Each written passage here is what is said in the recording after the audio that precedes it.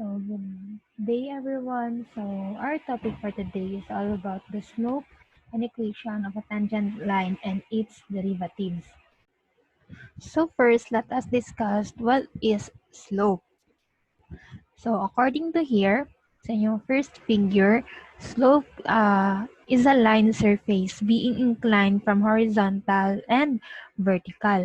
So, you have your formula to solve for your slope, that is rise divided by your run.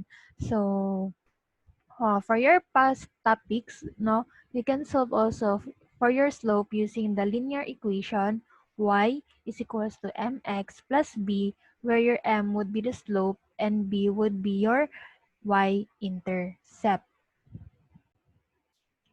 So you have your figure 2, you have 2 points there. You have your first coordinate, that is 1 and 2, and you have your second coordinate, that is 3 and 5. So they are connected with the line, using the line, and you can solve for your slope using the rise over run equation or formula. So now let us talk about what is tangent line.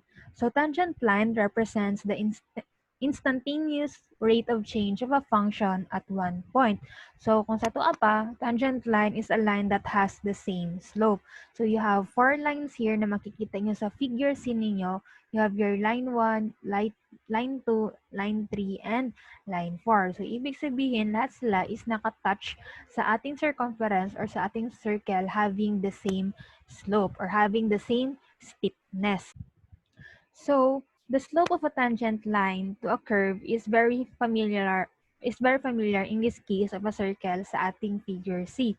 So, what if gawin nating curve line ito, yung hahatiin natin ang circle, di ba magiging curve line siya. So, ano yung magiging itsura niya? Magiging ganito. So, you have your L1 and point 1. So, for example, this one, nagtatouch ang line na ito sa circle. So, you have your L1 and point 1. You have your L2 and P2, and you have your L3, P3, and L4, point 4. So, since there are 4 lines and 4 points. So, sa figure letter D natin, meron kayong makikitang dash line. So, that is considered as your circle. Hinati lang natin. So, by that conclusion, we can say that L1 is a tangent line of P2. No, para nakikita nyo na yung line natin is nag-i-intersect mismo doon sa point na meron tayo sa circle. The same goes sa L2 is a tangent line of P2 since ang line natin, L2 natin is papunta siya or nag-i-intersect siya or nadadaanan niya ang ating point 2. So having that said, sabi dito, if f daw is defined as an open internal containing c or x, that should be x, variable s, is the limit, if the limit is, the limit approaches to delta x, approaching 0, f of x, delta x minus f of x, delta x. So, ibig sabihin daw, itong equation, itong mahaba na equation na ito is pwede nating makuha ang ating slope. So, we will just disregard muna the linear equation, no, itong y is equals to mx plus b. So, let us focus sa pagkuha ng slope using your limit equation. So, para mas maintindihan natin, let us have your example. So, you have here, find the slope of a linear function. Ano bang ibig sabihin ng linear function? Ibig sabihin, ang pagtaas or paghaba ng x-axis and ng y-axis ninyo is directly proportional. Hindi pwede yung, ano bang ibig sabihin ko? Magiging ganito siya. Wait lang. So, ibig sabihin, yung paghaba ng x mo, dapat tataas rin ang value ng y mo. Ibig sabihin, linear proportion sila kasi they're on the same nature na tumataas sila pareho. Okay? Or humahaba sila pareho. Okay, so your example, so you have your f of x, 2x minus 3 at point at our coordinate of 2 and 1. So take note, your 2, that would be your x, and your 1, that would be your y. Paano ba tayo magsulat ng coordinates? That would be dapat x and y.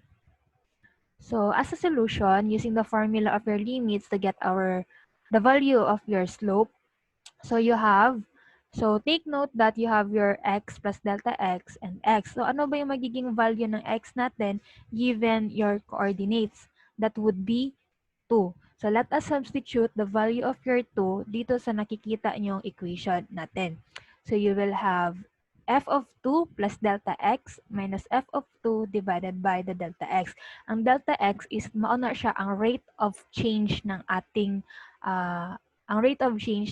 distance sa horizontal. Di ba? Rate of change. Yun yung rate of change natin. So, after substitute the value of given x sa ating ordinates or coordinates, now we will be going to evaluate our function. So, ma'am, ano yung ibig sabihin mo? So, ibig sabihin, itong 2 plus delta x and itong 2 na nakikita nyo sa function of a limit natin, magiging x siya na magiging input ng ating original equation. Ma'am, ano ba yung input? Di ba yan yung value na nilalagay natin mismo sa equation? Parang sa ano ba? Yung sabi ko sa function na topic natin. So, sa functions natin meron tayong input and meron tayong output. So, ibig sabihin, yung output natin is nakakadepende or dumidepende sa input na ilalagay natin sa equation. So having that said, so you have your formula or you have your equation 2x minus 3 at ang magiging input niya would be the value of the function inside your limit. So you have your first function, you have your first input and then you have your second input. So paano ba natin siya isa-substitute sa ating formula or paano ba natin siya ilalagay sa ating limits equation? So given that you have your f of x is equal to 2x minus 3, so you will have the value of 2. Tama? Ano yung magiging input ng ating value ng x? Wait lang. So ito, ano magiging value nito? Ano yung magiging input na sinabi ko kanina? Ano yung magiging input niya? Yes, tama. Ang magiging input niya is magiging 2 plus delta x. Ito na yung sinabi ko kanina na yung function na ito is magiging input ng original na equation natin na 2x minus 3. And then don't forget the minus 3. So going back sa limit equation natin, you have a minus. So lalagyan din natin ng minus dito. And then the next function, ang input daw natin should be 2. So, ibig sabihin, magiging 2.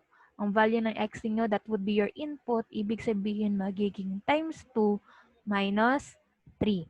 So, having that said, let us simplify your equation.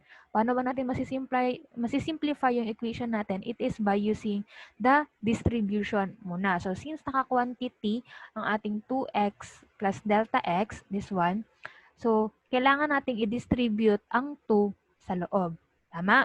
So, you will be having 2 times 2 times 4. So, you have 2 times delta x. That would be plus 2 delta x. So, ang tanong ko, i-distribute pa ba natin itong 2, value ng 2 sa 3? Magiging 2 times 3 ba siya? Tama, hindi. Bakit hindi? Kasi meron tayong operation inside and ang naka-quantity lang is yung 2 plus delta x. But then again, kung ang quantity is sinasali ang ating negative 3, therefore kailangan natin siyang i-multiply. But in this sense, no need na. So you will have minus 3. So you will have 2 times 2, that would be 4. Tama ba? 2 times 2? Oh wait, ito. 2 times 2, that would be 4 minus 3. So, naka-quantity siya. So, take note that, paano naging ganyan, ma'am? Bakit naging negative ang 4? Bakit naging positive ang 3? So, take note that the formula or the sign between them is a negative. So, parang parehas kanina, dinidistribute natin sa rules algebra, dinidistribute natin ang negative inside. That's why you have your negative 2 times 2, you have negative 4, and then you will have negative, magiging ano siya, negative times negative 3, that will become a positive 3. Kaya nagiging ganito yung equation natin.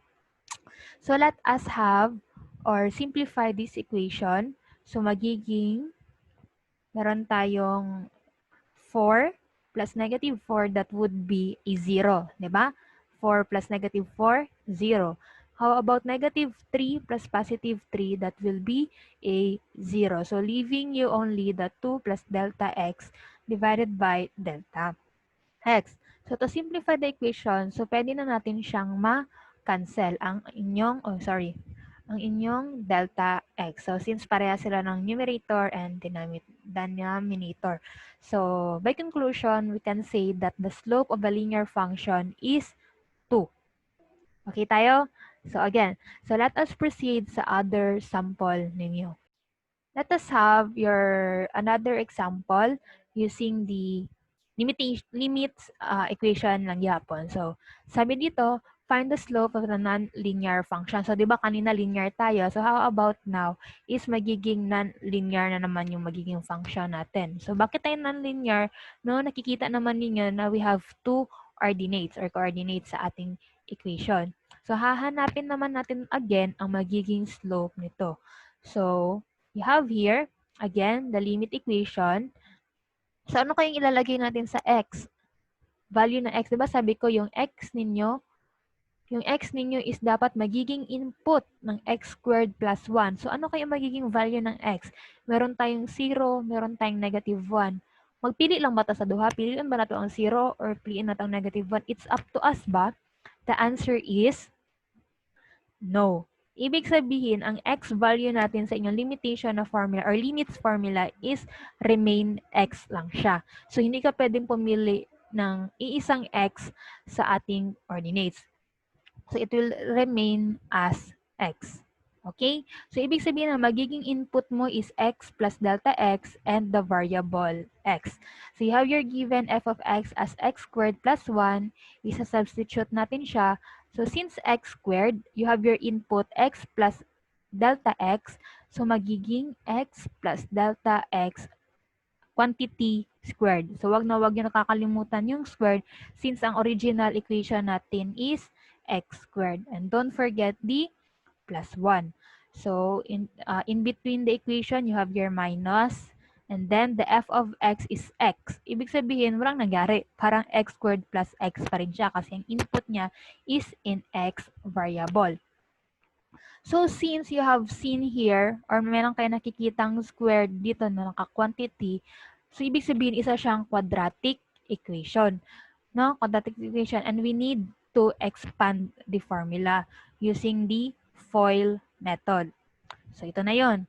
No, alam niyo na yan, di ba? Tinuruan ko na kayo last time about the FOIL. So, magiging meron kayong x plus delta x squared. So, i-expand natin. You have your x plus delta x multiplied by x plus delta x. And using the FOIL condition or FOIL method. So, having that, you will have your x squared plus 2x delta x plus x squared plus 1 minus x squared minus 1. So after that, we can simplify our formula or our equation.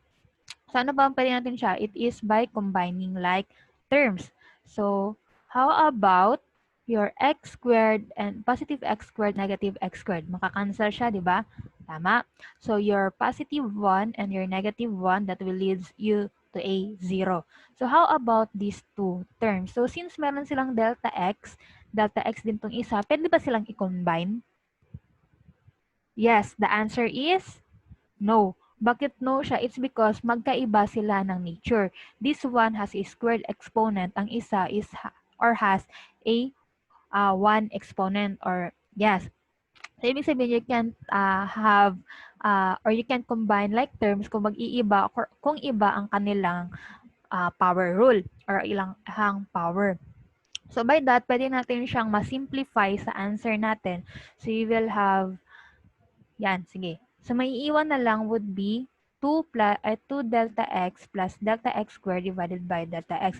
So, tama ba sabihin ang common sa dalawang ito is ang delta x? So, ibig sabihin, pwede natin siyang ilabas. So, since common lang siya.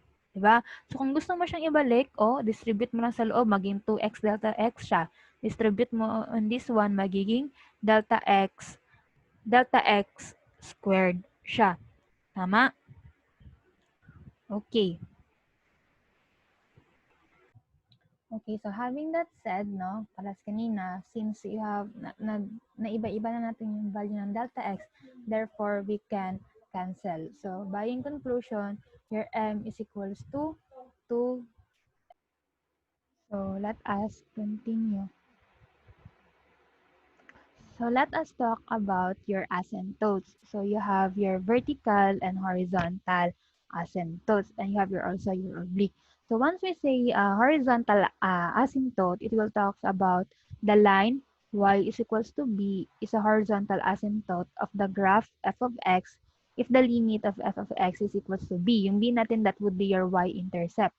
So the line is a vertical asymptote of the graph of f of x if the limit is a positive, negative, infinity. So ano bang ibig sabihin ng asymptote? It is yung ang graph ninyo is closely sa inyong Cartesian plane pero never siyang nagtatouch. Ano bang ibig sabihin mo, ma'am? Di ba meron tayong mga graph natin, for example, ganyan ang Cartesian plane. So you have your oblique, wait lang, sorry. So you have your graph here na pwedeng magganito, pwedeng maging ganyan, pwedeng ganyan, pwedeng ganyan. So, lahat sila is nag-i-intersect mismo sa iyong Cartesian plane. So, pag sinabi nating asymptote, it is a graph also. But then again, kahit papalapit siya, papalapit sa ating Cartesian plane, hindi siya magta-touch hanggang infinity kahit walang katapusan. Kahit malapit na 0.0001 na lang ang distance nila sa Cartesian plane ninyo. But then, again, hindi siya nagta-touch. Yun yung ibig sabihin ng asymptote natin.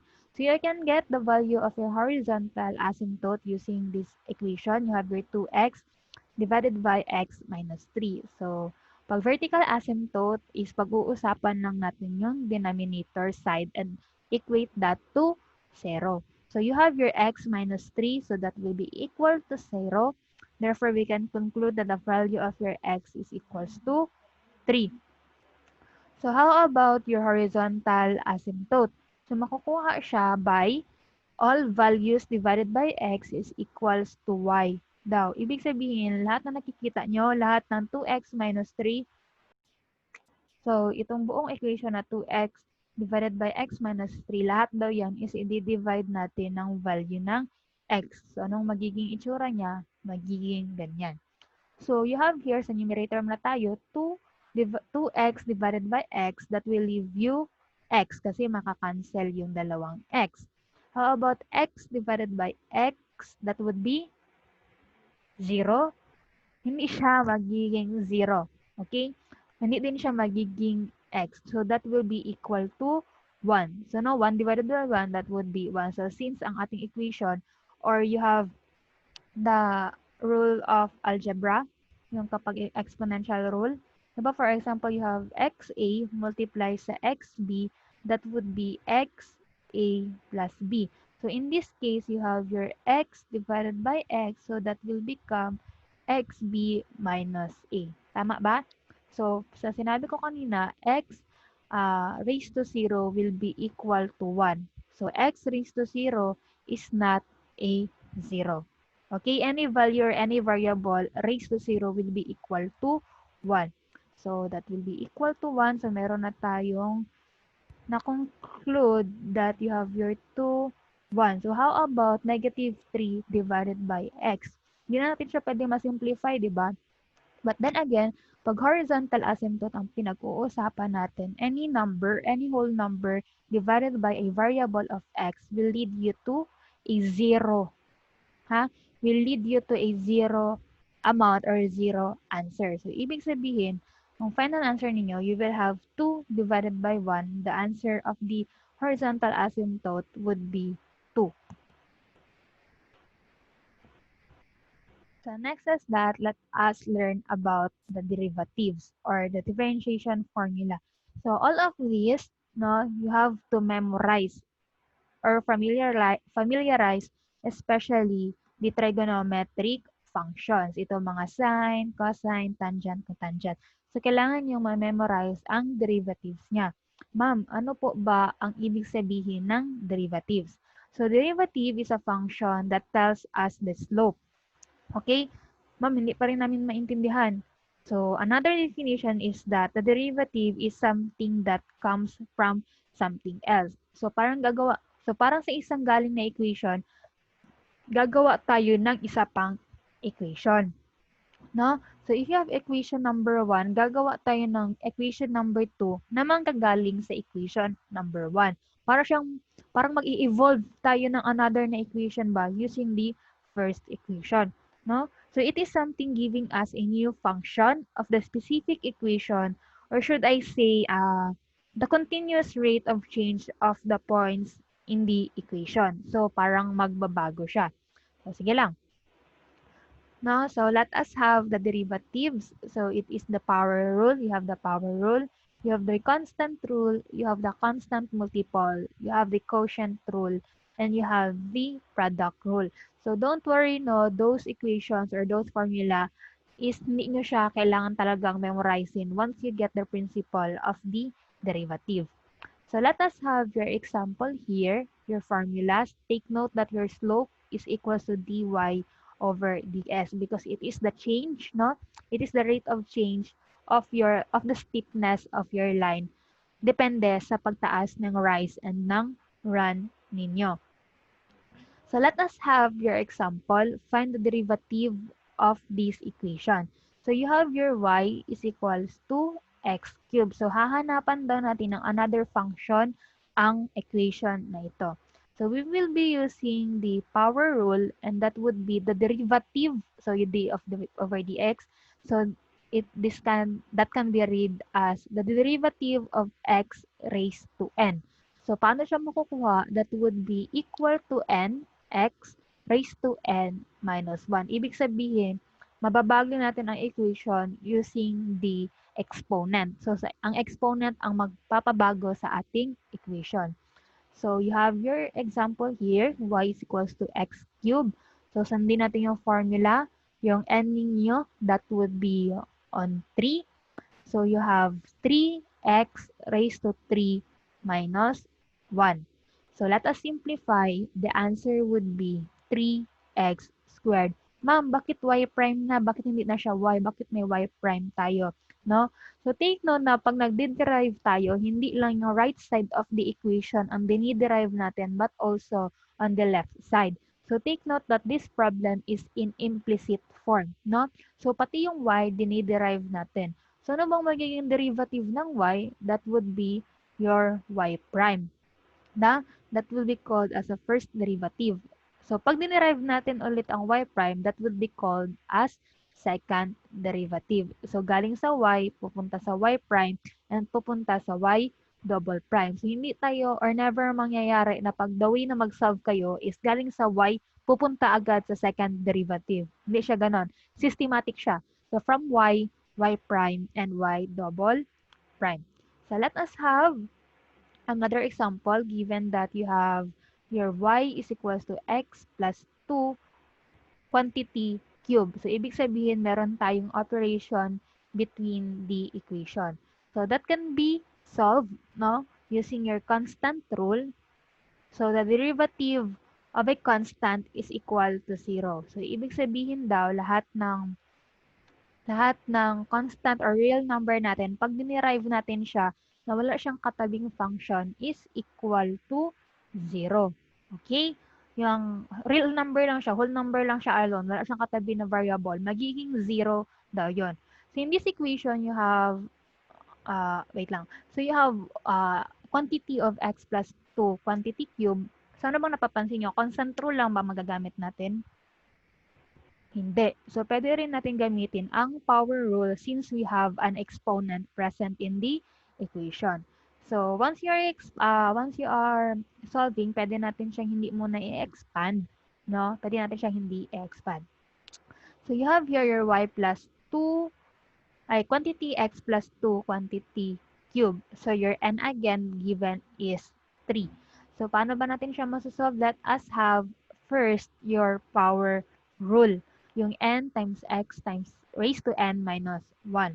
So, have your 3 multiply by the quantity of x plus 2 quantity 3 minus 1. So, magiging ganyan siya, di ba? So, simplify natin para mas makita ninyo. So, ibig sabihin, magiging 3x plus 2 raised to 2. Pag pinag-uusapan natin yung exponent or yung power rule, di ba? Yan yung power rule. So, paano naman pag-uusapan natin ang constant rule? Bakit siya nagiging ganyan? So, di ba kanina yung labas pa lang yung pinakailaman natin, itong power of 3 pa lang.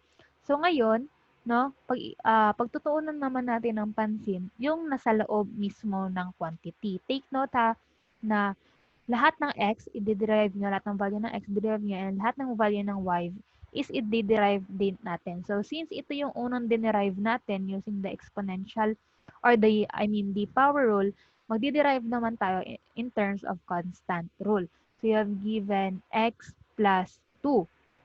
Tama? Let us derive the value of your x first. So, di ba, sabi daw sa formula, nx n minus 1. So, ano ba ang n ng x? That would be equal to 1. So, let us have the formula. So, you have your 1, x raised to 1 minus 1. Yan ang answer. 0 ba? 0? The answer is not 0. Ano ba yung sinabi ko kanina? That x raised to 0 is equal to 1.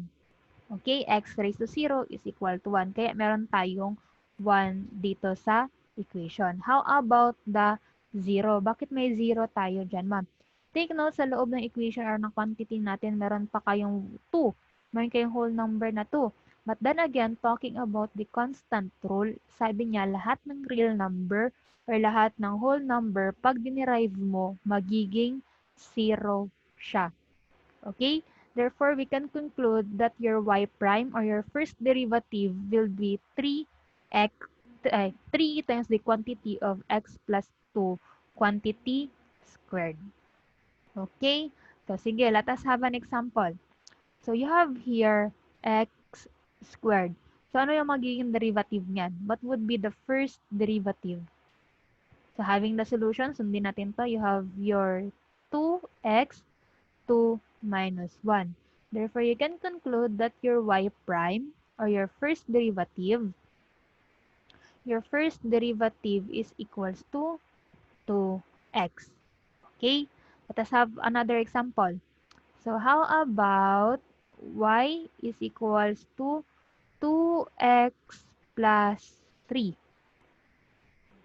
Sige. So, ibig sabihin, wala tayong exponential or wala tayong exponent. So, pwede na tayong dumiretso sa constant rule. So, iisipin muna natin ang 2x. Ano bang derivative ng 2x?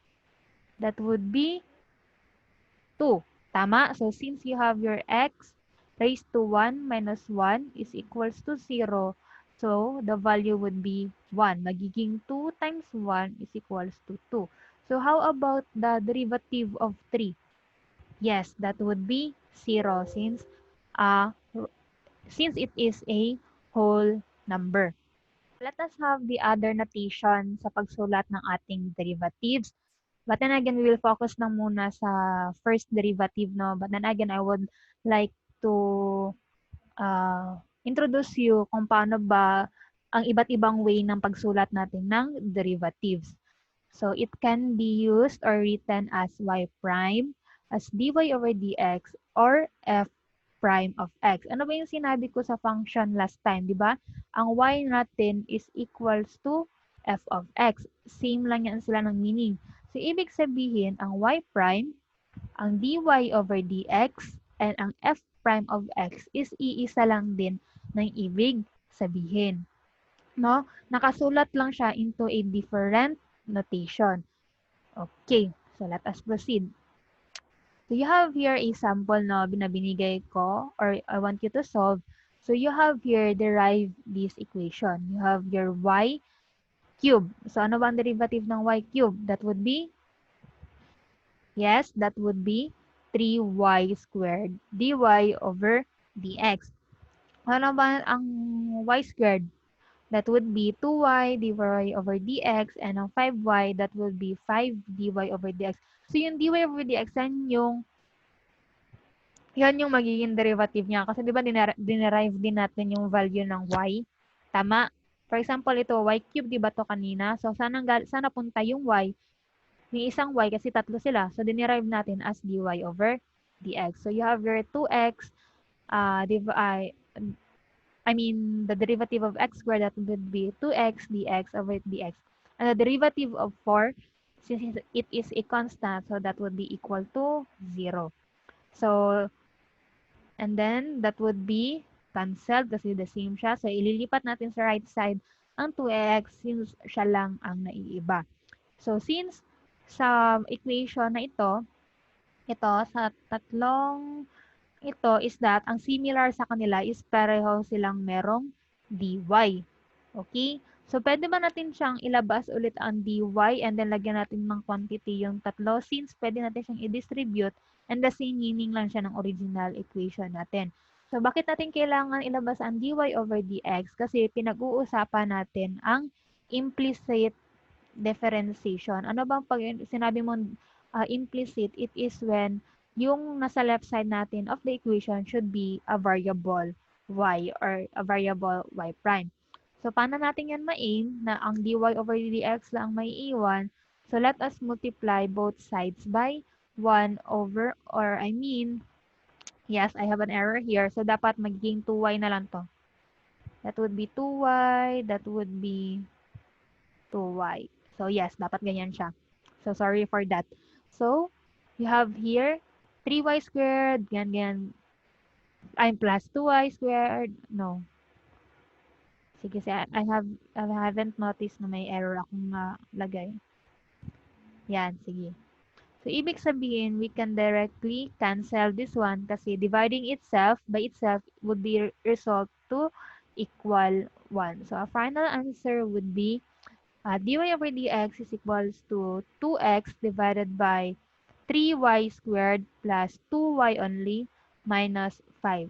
So, meron tayong dalawang answer dito. So, ang question ko is magkapareho lang ba sila ng meaning? Or the same equation lang ba sila? The answer is yes. But then again, nasa ibang notation lang sila ng pagsulat. So, you have your Leibniz notation and you have your prime notation. So, dy over dx is also equal to y prime. Okay. So, itong power rule and constant rule, alam mo na yan. I have given an example about that a while ago. So, sige. You have your constant rule again, power rule, and you have your multiple or constant multiple. So let me ask you before I show you the correct answer, what is the derivative of 7? Yes, that would be dy over dx is equals to 0. How about the derivative of f of x? Yes, that would be f prime, that should be x. F prime of x is equals to 0. How about your s of t? Yes, that will lead you at your s prime of t is equals to 0. Lahat sila 0 kasi lahat sila whole number. So let us have your power rule. So the derivative of f of x, that would be 1. Again, hindi siya 0. Okay? Baka may nagsagot pa rin ng 0. x1 minus 1 is equals to x raised to 0. So any variable raised to 0 would be equal to, sige, would be equal to 1. Okay. So, derivative of y is equal to 3x. Yes, that would be 3. Derivative ng ating y is equals to x cubed, that would be, yes, that would be y prime is equals to 3x squared. Yun yung sample natin kanina. So, you have here your g of x is equals to the cube root of x. So, since napakahirap siya in that form, no, para isolve, so let us try to have, alisin natin yung radical, no, yung square root natin, di ba? Yung radical natin. So, paano ba siya matatanggal? It is by your exponent or yung radical natin is gagamitan natin ng exponent. So, this goes or magiging same lang siya sa meaning ng x raised to 1/3. So, the final answer, that would be 1/3 x minus or x raised to negative 2/3. So, sa multiple, constant multiple, anong derivative ng 5x cubed? Sige. So, you have y prime is equals to 3. Ibababa niyo yung exponent na n. Tama? Times 5x minus 3. So, having that said, you will have y prime is equals to 15x squared. So, how about ang 2 over x? Napakahirap yan, no? So, pwede natin siyang masolve using your reciprocal. Gagamitan muna natin siya ng reciprocal. Tama, di ba? So, if you reciprocate 1 over x, itataas natin siya. Ibig sabihin, ang exponent niya is magiging negative 1. The same goes sa nakikita nyo dito. Reciprocal. Tama? Babalik rin natin ang equation. So, you have there magiging 2x, dapat that would be negative. That would be negative 1 raised to negative 1. That would be 0 ba? That would be equal to negative 2. So you have y prime is equal to dapat negative 2x squared. Bakit sa negative, ma'am? Kanina mo sinasabi na negative. Di ba magiging y prime is equal to is equal to 2 times negative 1 x raised to negative 1 minus 1. And that will lead you sa answers na negative 2x raised to negative 2. So you have your other sample, the same sa kanina. So you will have 2x raised to negative 1. So, okay, let us have your sum and difference na sign of derivative. So, you have x cubed minus 4x plus 5. So, sige, hintayin ko kayo. 1 minute for you to answer.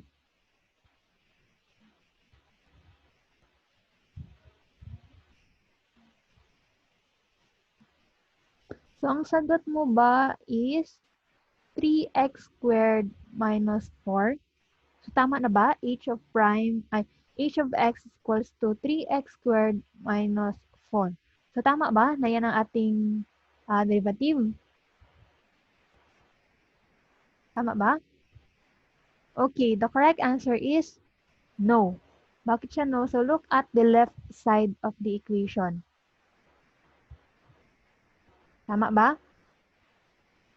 So, that would be h prime of x is equal to 3x squared minus 4. So, there is nothing wrong about the right equation kung yan ang right side of the equation kung yan ang sagot mo. But then again, take note that your h of x is different from your h prime of x. Okay? So, let us have your derivative of sine and cosine. So, unti-untiin natin yung derivative ninyo about your trigonometric. So, sige. So, ang derivative daw, the derivative of your sin x, that will be cosine of x. And the derivative of your cosine x, that would be sine x. So, what is the derivative of your 2 sine x? So, baka may sumagot ng, tama ba? Wait lang. So, baka may sumagot ng 0 cosine x. Baka ganyan ba? Or tama ba maging sagot nyo that 2 cosine of x. So, take note ha. So, since, even if it is a whole number, take note na meron siyang function na katabi. Okay? Pag may function na katabi ang isang whole number, ibig sabihin, ligtas siya. No? Ligtas siya sa pagiging constant niya. So, pag sinabi natin derivative of 2, that would be y prime is equal to 0. Tama?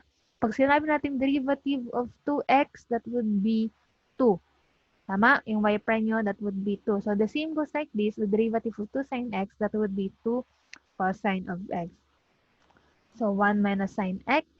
And you have the same as negative sine x minus pi over 3 cosine of x. So, take note, same scenario lang, no? Itong pi over 3. Same scenario siya sa number 1 ay ito is hindi magiging 0 kasi ang constant number natin is may kadabing function of x. So, sa quotient rule natin, no? Or sa pagdiderive ng quotient or in a fraction form, so you can have that by using your g of x, f of prime x minus f of x, g prime of x divided by your gx squared. So, you have x plus 1 times the derivative of 5 minus x. So, you have 5x minus 2 rather. So, ang derivative niya, that would be 5 minus 0. Kasi whole number eh. 5 minus 0. So, you have your 5. And then minus 5x minus 2 And then the derivative of your g prime of x. So, meron kayong g plus 1. The derivative of that one, so you have 2x 2 minus 1 plus 0. That will give you a value of 2x. Kaya meron tayong 2x dito. And then for the denominator, so simply have the exponent of 2 sa ating g of x. So the final answer, or I mean, you should, sorry about that. So you should distribute the 5 inside the quantity. You should substitute the value of your 2x inside the quantity. So giving you a final answer of negative 5x squared plus 4x plus 5 divided by the quantity of x squared plus 1. Bakit siya negative 5? Bakit negative 5x? Because take note that 5x squared minus 10x squared. So 5 plus negative 10, that will give you a negative 5. So you have your practice problem to be solved. No, I want you to solve that so that you can have your own study about the derivative. And also for the vertical denominator and horizontal denominator. So if you have any question now from my class at Calculus 1, please don't hesitate to ask a question during my free time. Okay? Thank you for listening, everybody. So we will meet again next time.